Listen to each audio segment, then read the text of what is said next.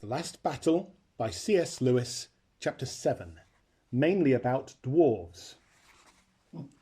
The two Calamine soldiers at the head of the column, seeing what they took for a Tarkan or great lord with two armed pages, came to a halt and raised their spears in salute. "Oh, my master," said one of them, "we lead these mannequins to Kalaman to work in the mines of the Tizrock, may he live forever." "By the great god Tesh, they are very obedient," said Tyrion. Then suddenly he turned to the dwarves himself. About 1 in 6 of them carried a torch, and by that flickering light he could see their bearded faces, all looking at him with grim and dogged expressions.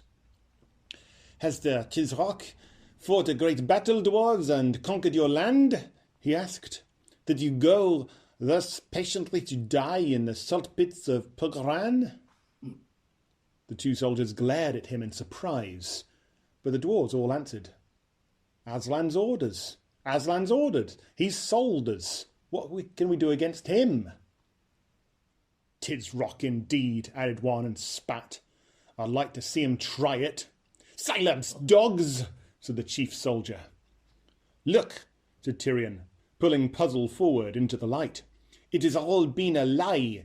Aslan has not come to Narnia at all. You have been cheated by the ape. This is a thing he has brought out of the stable to show you. Look at it." What the dwarves saw, now they could see it close, was certainly enough to make them wonder how they could ever have been taken in. The lion's skin had got pretty untidy during Puzzle's imprisonment in a stable, and had been knocked crooked during his journey through the dark wood. Most of it was in a big lump on one shoulder.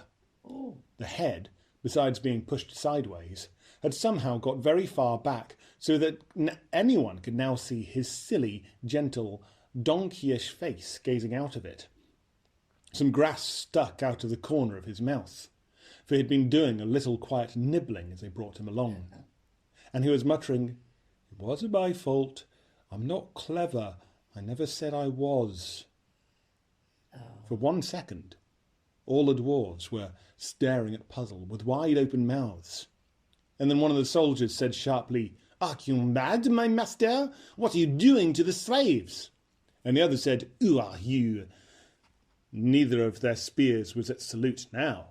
Both were down and ready for action. "Give the password," said the chief soldier. "This is my password," said the king as he drew his sword. "The light is dawning, the lie broken. Now guard thee, miscreant, for I am Tyrion of Narnia." He flew upon the chief soldier like lightning. Eustace, who had drawn his sword when the king drew his, rushed at the other one. His face was deadly pale, but I wouldn't blame him for that.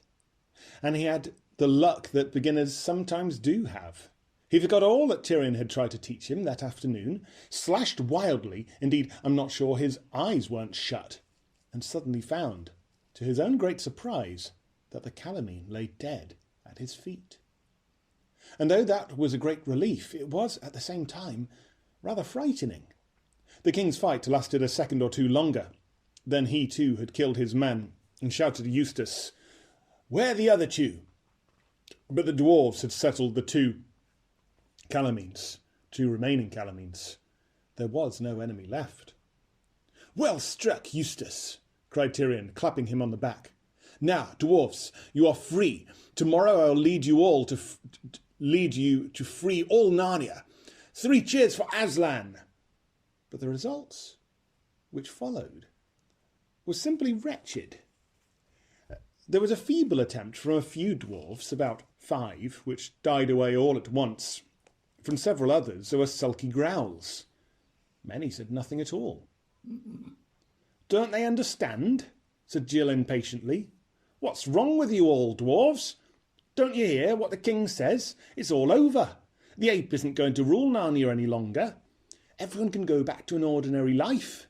You can have fun again. Aren't you glad?" After a pause of nearly a minute, a not very nice-looking dwarf with his hair and beard as black as soot said, "And who might you be, missy?" "I'm Jill," she said. The same Jill who rescued King Rilian from the enchantment. And this is Eustace, who did it too. We've come back from another world after hundreds of years. Aslan sent us. The dwarves all looked at one another with grins, sneering grins, not merry ones. Well, said the black dwarf, his name was Griffle, I don't know how all you chaps feel, but I feel I've heard as much about Aslan as I want to for the rest of my life. That's right, growled the other dwarves. It's all a plant, all a blooming plant. What do you mean? Said Tyrion. He had not been pale when he was fighting, but he was pale now. He had thought that this was going to be a beautiful moment, but it was turning out more like a bad dream. You must think we're bloomin' soft in the head, you must, said Griffle. We've been taken in once, and now you expect us to be taken in the next minute. We're no more use for stories about Aslan. See, look at him, old moke with long ears. By heaven, you make me mad, said Tyrion. Which of us said that was Aslan? That is the ape's imitation of the real Aslan. Can't you understand? And you got a better imitation, I suppose, said Griffle. No, thanks. We've been fooled once, and we're not going to be fooled again. I have not, said Tyrion angrily. I serve the real Aslan. Where is he? Who is he? Show him to us, said several dwarfs. Do you think I keep him in my wallet, fools? Said Tyrion. Who am I that I should make Aslan appear at my bidding? He's not a tame lion.